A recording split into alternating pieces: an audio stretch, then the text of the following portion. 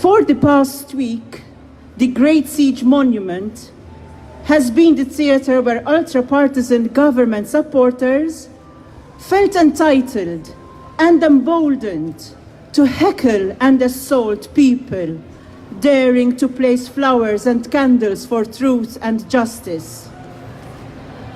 Contrary to the propaganda pushed by the government of Joseph Muscat and his fanatical supporters, this particular monument was not singled out by civil society in order to score tactical points, but arose spontaneously a day after the assassination of Daphne Caruana Galizia, when we were in the throes of shock and disbelief. We still are, to be perfectly honest.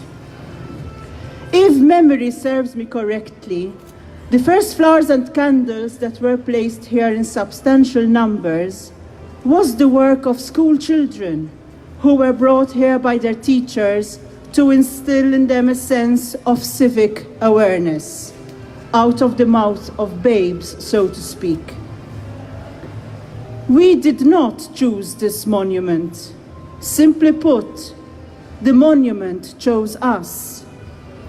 Any monument would have served its purpose, but the fact that this monument here embodies faith, fortitude, and civilization is a bonus.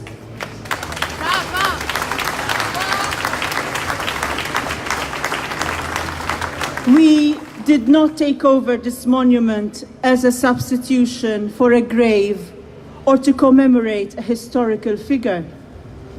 Daphne would have probably frowned at such ostentatious display of devotion and would have probably written about it witheringly in her blog. We are not her supporters or fans, as some conveniently depict us, even in the press, for Daphne hated the cult of personality, as we all know. Therefore, our flowers and candles that scare Joseph Muscat so much are the expression of our condemnation of the killing of a journalist and the attack on the institutions that should safeguard freedom of expression. Even though we deeply mourn the loss of Daphne Caruana Galizia, it is but one element of our protest, for we are driven by other forces: the demand for justice, the demand for journalists to work in freedom, the demand that institutions react without fear or favor when a journalist uncovers corruption in government or elsewhere. Opponents of our ongoing civil action in this public space helpfully suggest that we should move our protest to Bidnia. They would love that, wouldn't they, the poor dears? In their twisted thinking, we are only mourning the loss of a private person, and thus grieving is a private matter that should be conducted out of sight, out of mind, right, as well. This won't do. We are here to stay. Until justice is served.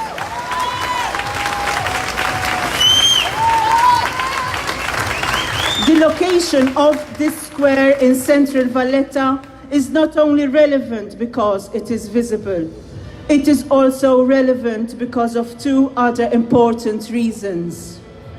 It is firstly a protest about fundamentals that are so crucial to civic and public society everywhere: justice, democracy, rule of law.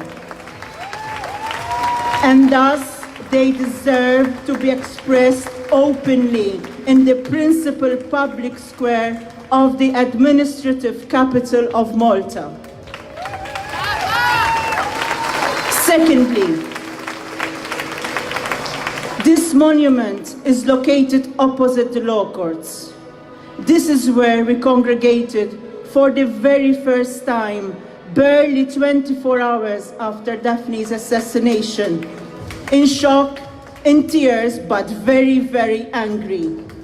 This is because the Law Courts building is not only the physical place where justice is demanded and served, but it is also the tangible symbol of justice. It is our secular cathedral where we take our legitimate demands for redress when our rights are being trampled upon by others.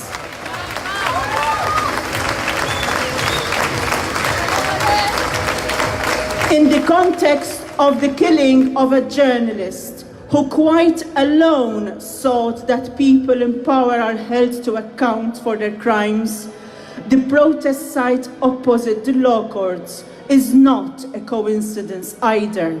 It is poetic justice.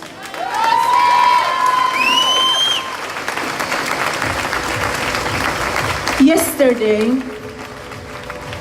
the omnishambles that was Valletta 18 came to a close with festivities and fanfares billed as l-aħħar festa. I wonder why it wasn't billed as l-aqwa festa, x'kollox l-aqwa għandhom dawn. Maybe because Jason Micallef knows that he has forever tarnished what could have been the best showcase for Valletta as a city of culture, not only with his highly dubious taste of some events, Jablo anyone, but with his mockery of a murdered journalist that drew the ire of artists, and not only, both at home and abroad. And if he thinks that these people have forgotten all about it, Jason Micallef should, somma, esatto. Very Freudian slip. Jason Micallef should really take a look at Twitter today because people were really having a go at him, especially from PEN International.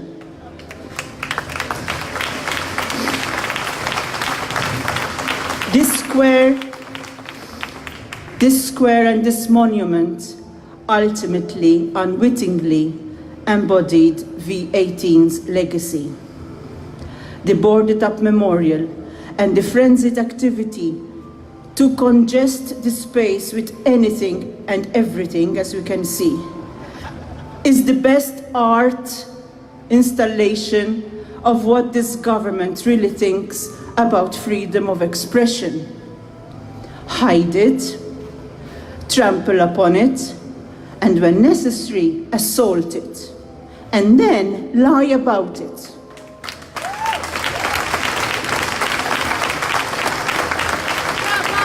Our flowers and candles are not provocation. It is a right, the right to protest.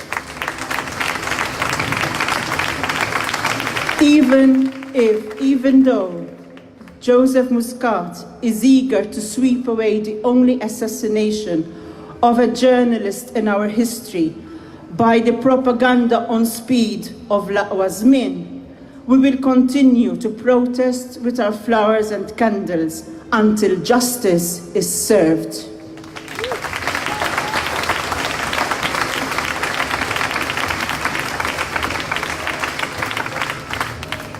Our Prime Minister takes his boasting to be the best in Europe at everything very seriously indeed. So seriously, in fact, that he has beaten Putin's record of 192 clearances of a memorial to a slain journalist by some margin now. I think it stands at around 213, something like that. Undoubtedly, this government and its supporters will continue to see our flowers and candles as a provocation and act accordingly.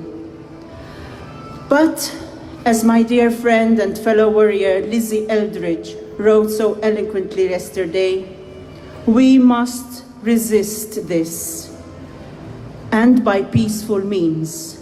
The alternative is to be led with violence through a dark and deathly night, and we don't want that. We do not provoke people to assault us for standing up for our rights, yours and ours, day in, day out, in spite of the fear of reprisal. We do it even for the Helen Kutayars of this world, without fear or favor.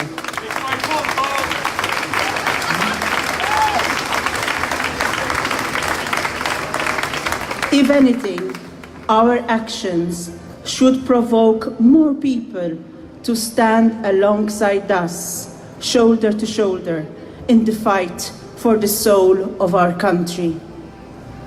So, onward to the next year. And dear Joseph Muscat, and I use dear very liberally, you will still find us here with our candles and our flowers and our speeches until justice for Daphne Caruana Galizia is served. Thank you.